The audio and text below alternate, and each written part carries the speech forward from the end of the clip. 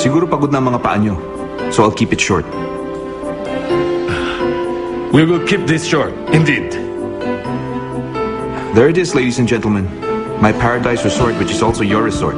Isang peaceful haven, a treat with nature. So friends, in conclusion, sana patuloy niyong suportahan ang aming plano para itayo ang healing resort ng Bisong Far East. Ours is a rewarding partnership. Maraming salamat sa inyong lahat. Salamat. Kasama kita, lahat magagawa, lahat ay maiaalay sa'yo.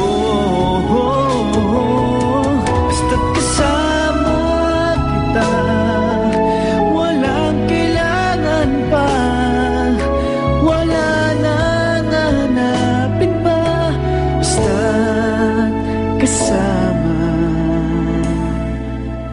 Okay, sige. Si Chairman, umalis na. Opo, ngayon lang. Sa itsura niya, mukhang nagustuhan niya nakita niya kanina eh. Talaga? Nice. Ang galing ko. Buti ang bilis kong umeksena kanina. Director, nalaman ko na po kung sino ang doktor ni President Kim. Talaga, sino? Ma'am, sabi ni Sir parating na daw po siya. Alam ko, tumawag siya. Meron pa po ba kayong kailangan? Wala na. Thank you.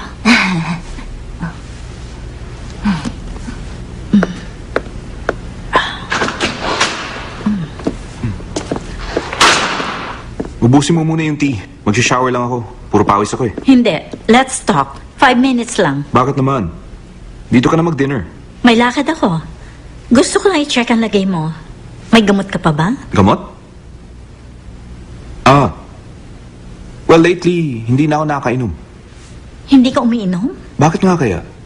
Paano ako nakasurvive ng walang gamot at nakakatulog sa maliit na kwartong yun? Natulog ka sa ibang bahay? It's not like that. Never mind. Baka pag sinabi ko, i-confine mo na ako sa mental hospital.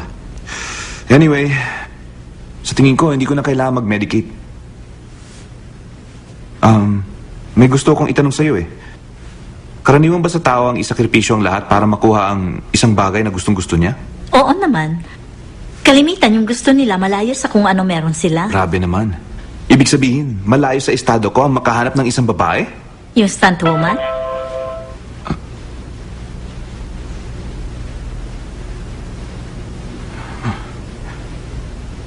Ay, yung babaeng yun talaga. Ang yabang niya, siya pang may ganang magmalaki. Ba't niya binalik to sa akin? Hindi ka makapaniwala? Ang akala mo siguro dahil mahirap lang siya, gusto niya magkaroon ng mamahaling bagay na yan. Iniisip mo lahat ng gaya niya sabik sa ganyang gamit. Owen, so you see, malayo siya sa inaasahan mo, hindi ba? Totoo ba? Oo. Nakausap ko na yung top reporter ng Showbiz News. Nahuli na yung gumawa. Nag-apologize na raw for plagiarism. Ipinadala na daw niya sa dyaryo. Sira ulo pala yung taong yun eh. Bakit dun siya nag-apologize? Yung dyaryo ba na argabyadong artista ha? Eh yan nga mga dyaryong kumikita sa skandalong to eh. Mukhang bumalik na ulit yung angas ng pananalita mo ha. Ayos ka Lalabas na. na rin daw nila yung news tungkol doon. Absuelto ka na. Oo nga eh. Ngayon lang ako na-involve sa ganitong kahihiyan. At sa isang bagay pa na hindi ko talaga ginawa. Pero akala ko hindi nalalabas yung may gawa eh. Bakit daw siya biglang umamin? Tingin mo kaya tinakot ng fans ko? Tingin ko na konsensya talaga. Mabuti nga itong nangyari. Maglabas tayo ng statement tungkol sa mga hirap na dinaanan mo. Pagkatapos, tuloy natin ang album. Okay. Ikaw nang bahala dyan. Jaren. Hanapin mo kung nasan si Aaron Han. Bigla ako naisip na sa ginawa ko sa kanya, dapat ako mag-sorry. Ang narinig ko sa kanya dati, may plano na siyang umalis dito sa Korea. Kung nandito pa siya, gusto ko siya makita. Saan ka pupunta? Sa bahay. May inaasahan akong package. I know you were upset by the whole thing. Ako si Sophie Yun. Salamat sa pagpunta mo. Anong kailangan mo sa akin? Yung carrier single ng album ni Oscar. Yung kanta na na-plagiarize. Gawa mo yun, hindi ba? Nung nasa London ka, may mga kaibigan kang nahihinga ng tulong. Sinulat mo yung kantang yun para sa kanila at kinopya naman ng isang Korean. Ang songwriter pen name mo ay Soon. Tama? Marami ka na palang nalaman sa akin. I'm sorry, pero marami kasi akong mga kilala at kaibigan na pwede kong pagtanungan. Kaya ako nakipagkita sa'yo. Gusto kitang bigyan ng sarili mong album contract. Actually, may dala na akong contract ngayon. Bahay, studio at kotse.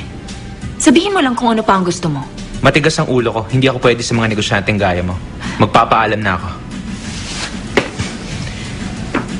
Ikaw naman na nag-invite, so bayaran mo ang kape ko. Sandali. Tingin mo ba gusto lang kitang pagkakitaan? Honestly, hanga ako sa music mo. I'm telling you, marami akong pera. Gawin mo ang music mo. Ako ang tutulong sa'yo. Pero bakit? Bakit gusto mo akong tulungan? Bata ka pa kaya hindi mo naiintindihan. Alam kong hindi ka makahanap na may tiwala at mamumuhunan sa kakayahan mo. Kaya inisip mong umalis ng Korea. Hindi ba? Dahil ikaw si Aaron Han na hanggang ngayon wala pa rin pangalan. Si Sun na hindi pa napapansin. At si Sophie lang ang nagtitiwala. Sa tingin mo, sapat na bang dahilan yan